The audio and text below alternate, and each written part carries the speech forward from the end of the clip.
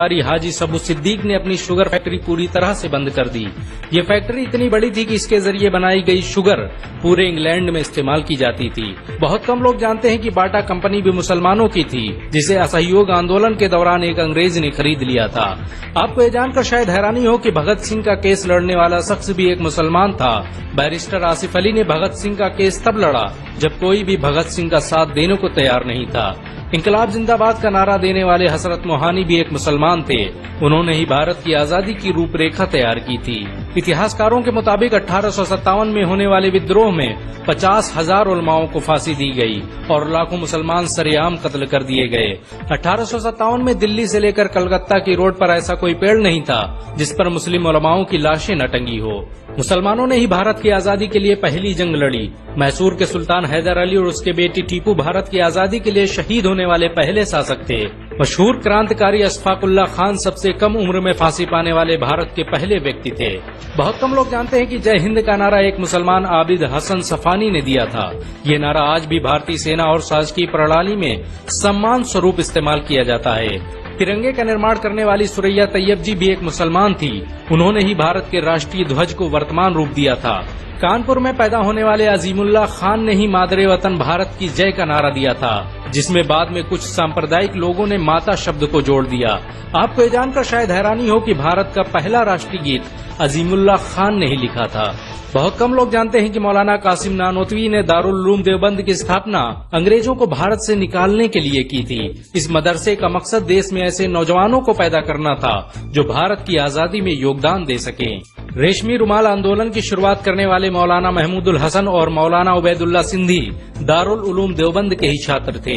मौलाना उबैदुल्ला सिंधी ने सुभाष चंद्र बोस के साथ मिलकर भारत की पहली अस्थायी सरकार की स्थापना की थी और वह भारत के पहले गृह मंत्री भी थे। आपको ये जानकर शायद हैरानी हो कि मौलाना महमूदुल हसन ने ही 1920 में गांधी को महात्मा का लक़ब दिया था। उनका ये नाम इतना मशहूर हुआ कि पूरी दुनिया में गांधी महात्मा गांधी के नाम से जाने जाने लगे।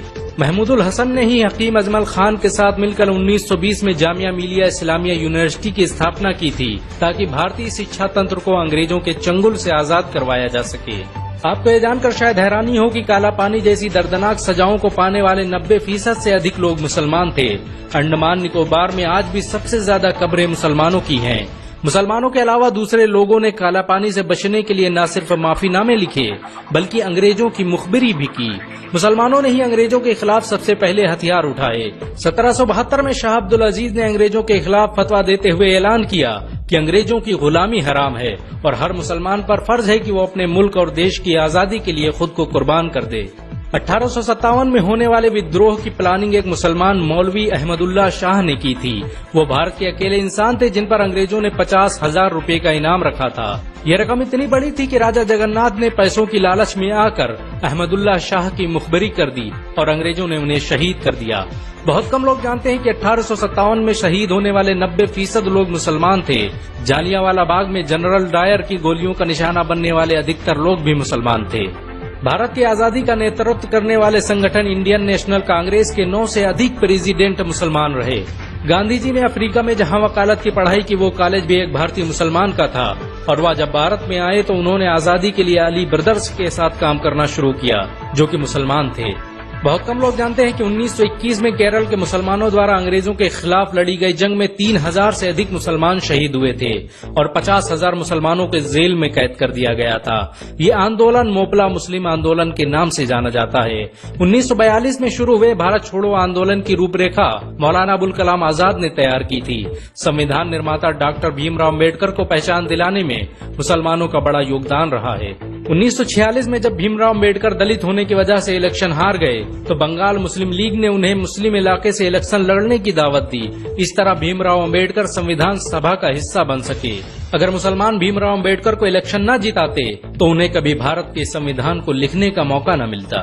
भारत की आजादी के लिए सबसे ज्यादा लेख, शायरी, गीत और किताबें मुसलमानों ने ही लिखी। अल्लामा इकबाल के जरिए लिखा गया सारे जहां से अच्छा आज पूरे भारत में गाया जाता है।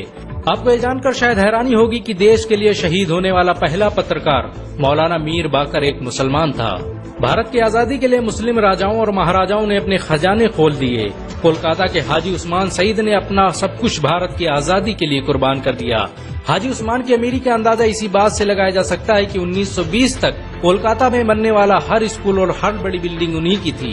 कोलकाता के पहले सुपर स्टोर कैश बाजार की बुनियाद हाजी सईद ने ही रखी थी, लेकिन बाद में उन्होंने अपनी सारी दौलत देश को दान कर दी और खुद एक किराए के घर में रहने लगे।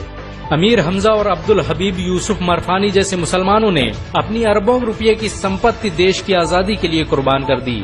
सुभाष चंद्र बोस द्वारा अफगानिस्तान में स्थापित की गई सरकार में 9 में से 5 मंत्री मुसलमान थे। भारत की आजादी के लिए देश भर में मौजूद मस्जिदों को किलों की तरह इस्तेमाल किया गया। इन मस्जिदों में सुबह शाम हर वक्त भारत की आजादी के लिए ऐलान हुआ करते थे। आजादी के वक्त कोई मस्जिद ऐसी नहीं थी जिसकी दीवारों पर मुसलमानों का खून न लगा हो। इन सब के अलावा ऐसे करोड़ों मुसलमान हैं जिन्होंने भारत की आजादी और उसकी अस्मिता के लिए अपना सब कुछ कुर्बान कर दिया। सच तो ये है कि भारत की आजादी मुसलमानों के बगैर मुमकिन न थी। भारत आज भी आजादी के लिए मुसलमानों का एहसान